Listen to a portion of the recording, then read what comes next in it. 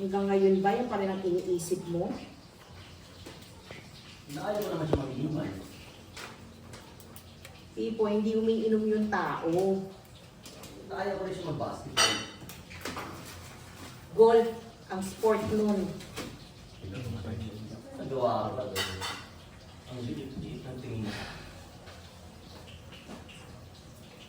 Hindi kaya dapat ang itanong mo sa sarili mo, ano yung hindi mo ginagawa? Eh di ba sabi mo mag-a-apply ka doon sa sinabi ko? Ano nangyari doon? Ano yung cook sa Japan? Oo. Seryoso ka? Siyempre, seryoso ko. Nag-aral ako ng civil engineer. Tapos magiging cook lang ako sa Japan? Ano na lang sasabihin ng mga kaklase natin yan? Malamang, ang sasabihin nila, siguro, malaki na ang sweldo ni Pipoy. Ang swerte ng pamilya niya sa kanya. Malamang hindi na siya tumatambay na lang dyan sa bahay.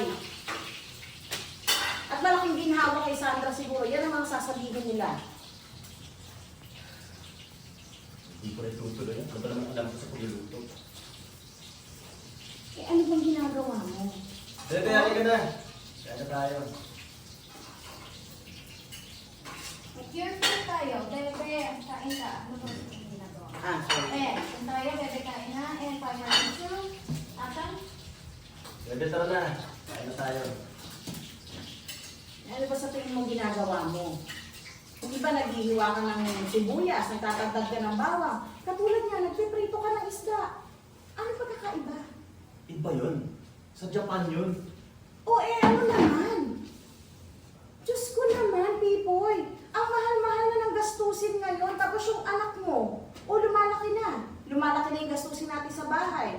O paano kung bigla na lang lumaki pamilya natin? O kaya mabuntis ako ulit? Magtututo na ako. God, Pipoy! Sige, ikaw ang mag-budget dito. Tignan natin kung hindi pumatok yung matres mo.